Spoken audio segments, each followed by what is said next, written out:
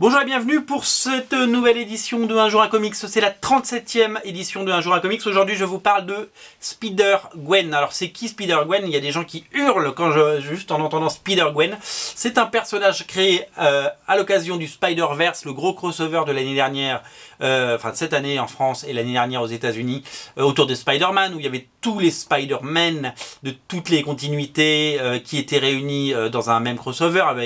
Ils combattaient une menace commune. Et il y a eu une mini-série avant qui s'appelait Edge of Spider-Verse avec 5 épisodes, 5 one-shots et 5 personnages, de 5 Spider-Man qui étaient un peu en test finalement. Et dans le numéro 2, ils ont fait apparaître Spider-Gwen qui est un personnage qui vient d'une réalité une réalité différente où ce n'est pas Peter Parker qui pendant la sortie scolaire s'est fait piquer par une araignée radioactive, j'arrive pas à parler, mais c'est Gwen Stacy, son amoureuse. Et comme l'histoire se répète, c'est elle qui devient Spider-Woman, donc Spider-Gwen. Et puis ce n'est pas elle qui meurt, mais c'est Peter Parker, elle perd son amour. Voilà. Ça c'est le pitch, et donc cette série a eu un succès absolument incroyable. Je l'ai d'ailleurs, j'ai la version Edge of Spider-Verse qui est cotée d'ailleurs là sur eBay, parce que le numéro, je crois ils ont fait 7 ou 8 tirages, ça a été un truc énorme, ça a été réédité en TPB, tout ce que vous voulez, etc. Et donc elle a eu droit très très vite à sa série par les mêmes auteurs, puisque les auteurs qui avaient bossé là-dedans c'est Jason Latour qui a fait des épisodes de Wolverine and the X-Men en tant que scénariste et qui a dessiné pas mal de choses, notamment la série Thousand Bastard, scénarisée par Jason Aaron. Et le dessinateur c'est Robbie Rodriguez, donc dans un style assez spécial d'ailleurs, j'arrive pas à définir ce style. C'est très indé, c'est très Vertigo, mais bon c'est très chouette, j'aime beaucoup. Donc voilà, donc il y a eu une mini-série, il y a une série régulière qui a cartonné avec des variantes cover dans tous les sens, J. Scott Campbell et compagnie. Et il y a donc une série qui a cartonné, et puis il y a eu Secret Wars, donc tout s'est mis entre parenthèses. Et ils ont décidé de relancer le mois dernier. Ils ont décidé donc de relancer comme toutes les séries Spider-Gwen, et d'ailleurs c'est une des meilleures ventes, je crois qu'ils en ont vendu 190 000 du numéro 1, c'est quelque chose de complètement fou. Donc le nouveau numéro 1 qui est disponible, le nouveau numéro 1 de Spider-Gwen, et d'ailleurs le numéro 2 est également disponible puisqu'il est sorti il y a 2 jours et qu'il est donc disponible sur Original Comics. Le 1 et le 2 sont disponibles, et entre temps ils ont sorti le ce 0. Mais c'est quoi ce 0? Pourquoi le 0 sort après le 1? Pourquoi il sort entre le 1 et le 2?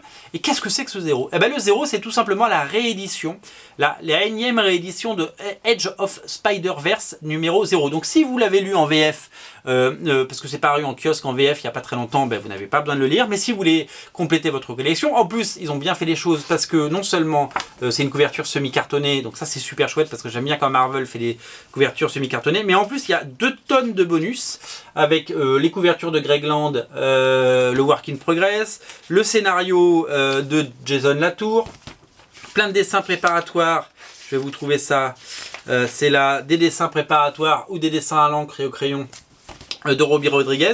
Donc voilà, c'est vraiment un numéro ce qu'on pourrait appeler rough cut, quoi. C'est un numéro bonus, et donc voilà, donc on en a pris un petit peu parce qu'on sait que le personnage est très populaire, et on s'est dit voilà, c'est l'occasion de raccrocher les wagons. Si vous l'avez raté la première fois, si vous l'avez raté en VF, si vous l'avez raté à droite à gauche, et bien Spider-Gwen numéro 0 est disponible, et ça vous met un goût du personnage. Alors aujourd'hui on parle vraiment de ce personnage partout, parce qu'on parle même de dire est-ce qu'il n'y aurait pas un film Spider-Gwen dans quelques temps avec comment s'appelle-t-elle, celle qui jouait de Gwen Stacy, voilà, j'ai un trou de mémoire évidemment, Emma...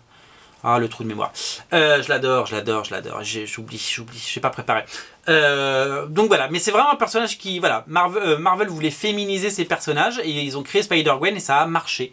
Et donc du coup, on a Spider-Man et Spider-Gwen qui cohabitent dans deux univers différents, deux réalités différentes, et ça a l'air de bien se passer. En tout cas, c'est un vrai succès aux États-Unis. Sachez donc le numéro 0, 1 et 2 sont disponibles sur Original Comics.